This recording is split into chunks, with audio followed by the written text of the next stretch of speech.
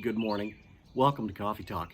I'm Mark Bradberry. Please grab a cup and join me today.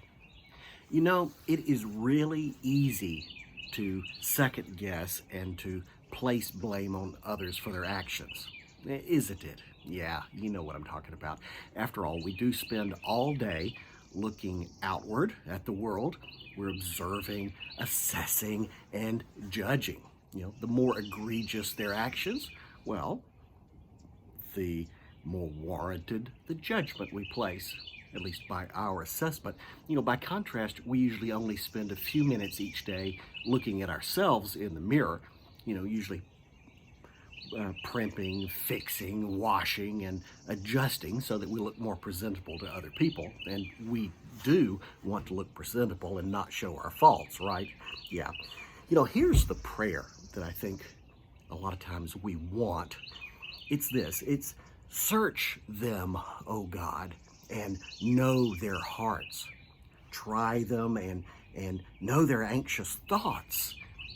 See, God, if there is any hurtful way in them, and lead them into everlasting misery. Yeah. Wouldn't it be nice if that's the way it worked? But, I want you to consider it. It is easy to judge other people. It is. But think about this.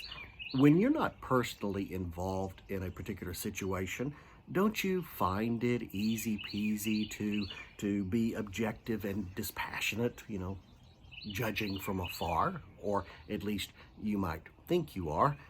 And on the other hand, if you are emotionally connected with the situation, well, you're not feeling particularly objective at all.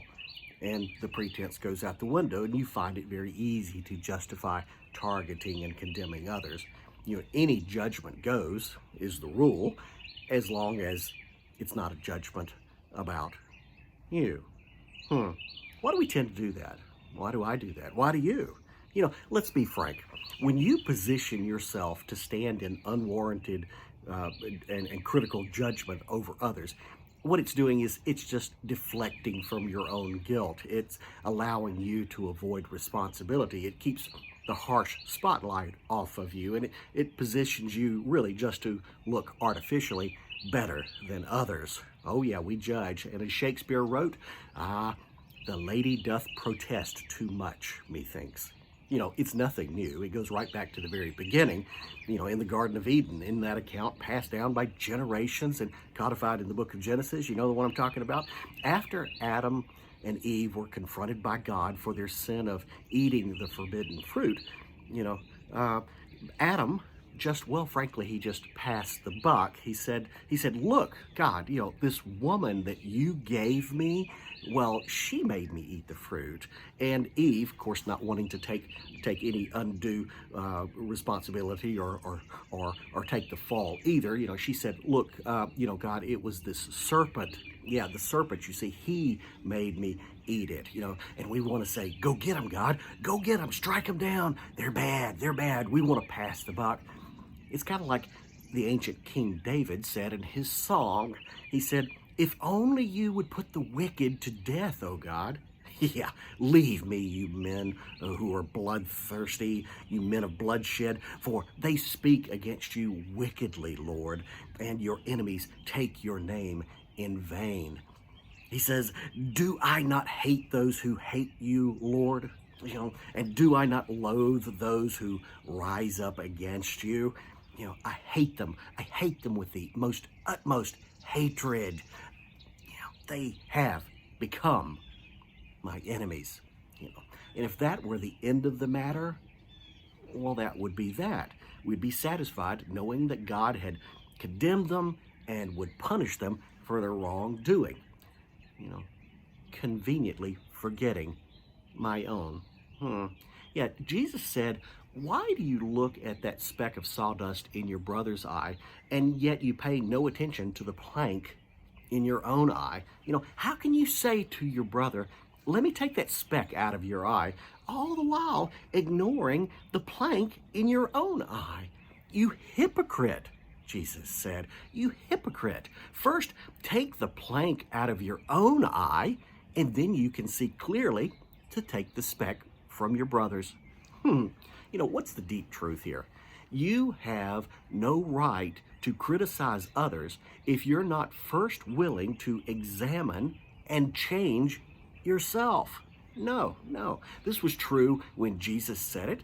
It's true today. And it was true when King David concluded his song 3,000 years ago. Yeah, listen to this. He said, "Search me, O God, and know my heart. Put me to the test and know my anxious thoughts, and see if there's any hurtful way in me. And Lord, lead me in the everlasting way."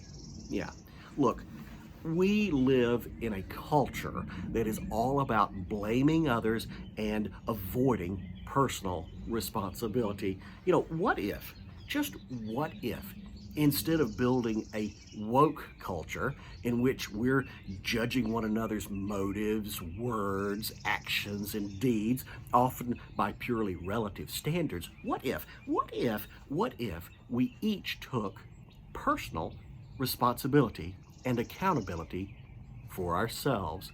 What if, like David, you dropped to your knees, turned your eyes toward heaven, and prayed, "Search me, O Lord"?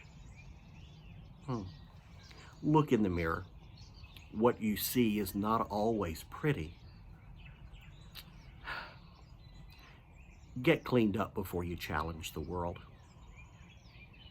And enjoy your coffee.